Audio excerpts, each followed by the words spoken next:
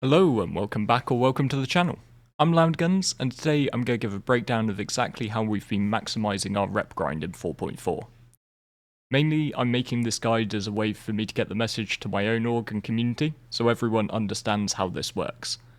I also hope that it helps others build their reputation with the new factions Intersec and get the new Vaughn missions over in Nyx.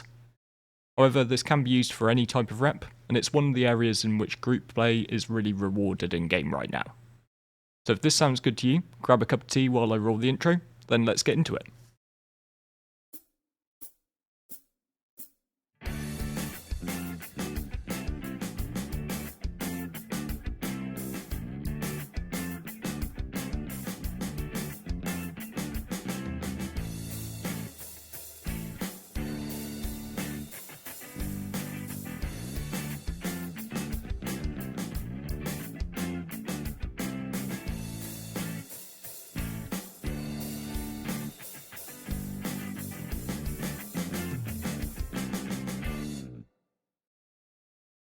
With the launch of the Nyx system in 4.4, a few additional factions have popped up in game, and one that will have grabbed many people's attention is Intersec Defence, since to unlock the Vandal Tech Smugglers investigation mission, you first need to make it to Junior Contractor.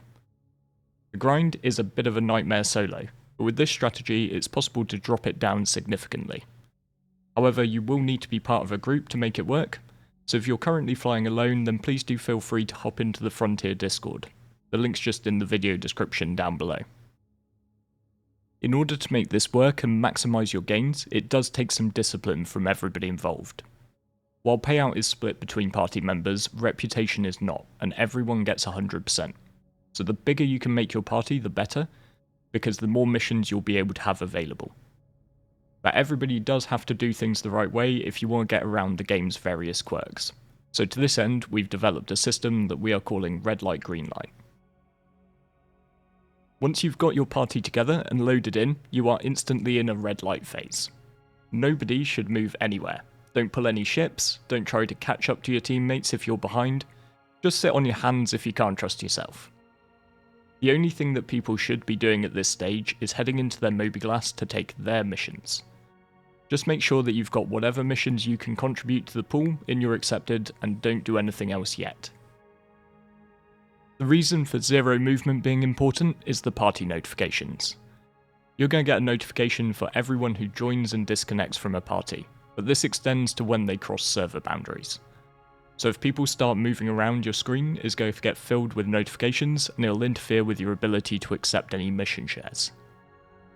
Once everyone has their missions, the party leader should go through the list one at a time and request each person to share their missions.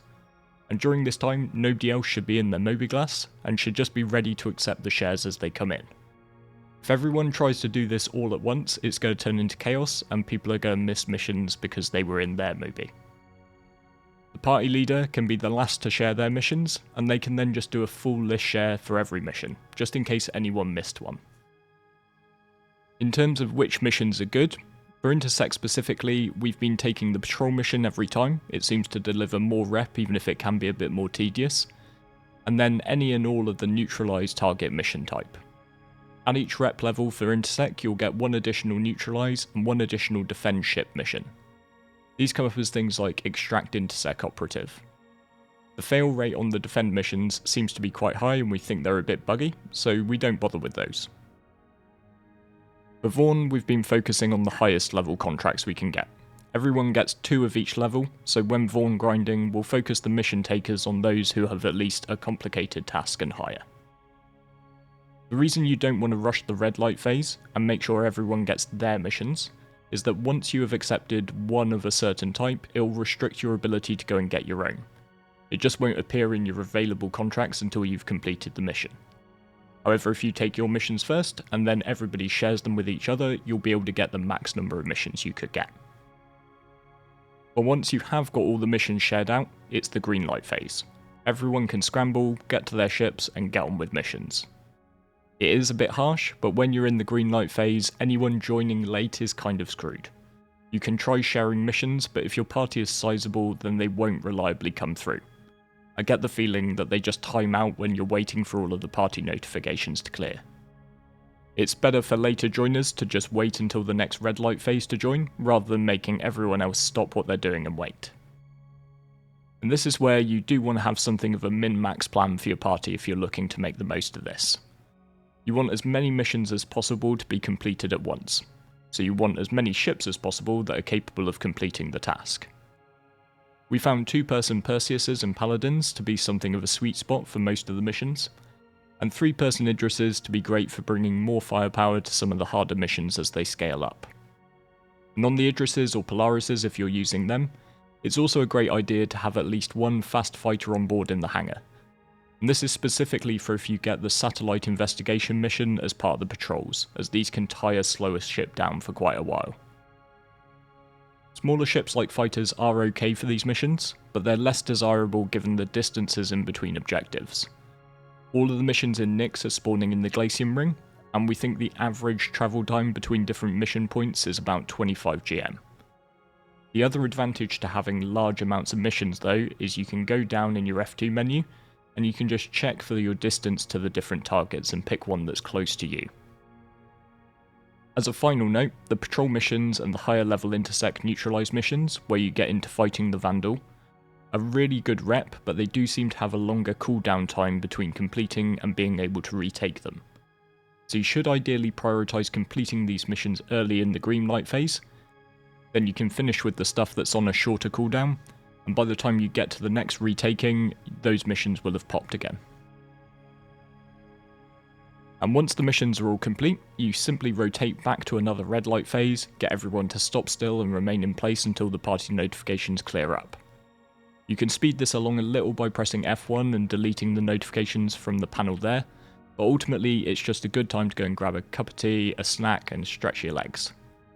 Then when the notification spam is stopped, just rinse and repeat. I would absolutely love it, a quality of life upgrade, if CIG could just give us an option to turn off party notifications that actually works. That would be amazing. So we've successfully used this with varying levels of refinement to boost up to the high levels of Intersec and Vaughn contracts in Nyx. Sadly, Vaughn isn't quite what it used to be, no gasping weave legs or pallet loads of maize unfortunately. But we do use these for our salvaging events, and the Intersec missions at the high levels with the Vandal fights are really cool and pay out substantially at about 250,000 credits per mission. So the quicker you can get more of your org mates up to this level, the better. So I hope this helped you out and gets you rolling up the rep curve with your group. As I said at the start, do feel free to swing by our Discord and we'll happily get you into a party. With all that said, thanks for watching and I look forward to seeing you next time. Thanks for sticking around to the end. If you haven't got tired of me yet, then just let me introduce you to one of our channel partners, Pigeon Spaceport. If like me you attended SitCon in Manchester back in 2024 or Con 2024, you'll already have seen some of their work as they were behind the really quite mind-blowing models of Port Olisar and the UE Retribution. These were initially debuted at Bar Citizens in Chongqing and Shanghai. Pigeon Spaceport are now taking this experience and expertise, and they're using it to make smaller scale collectibles for fans like us. And their extremely detailed models are fully licensed by CIG. They're now open for pre-orders of the RSI Scorpius through their website, so please do check that out through the link in the video description down below. You can also use my discount code to get 5% off any orders. Thanks for listening, I'll catch you later.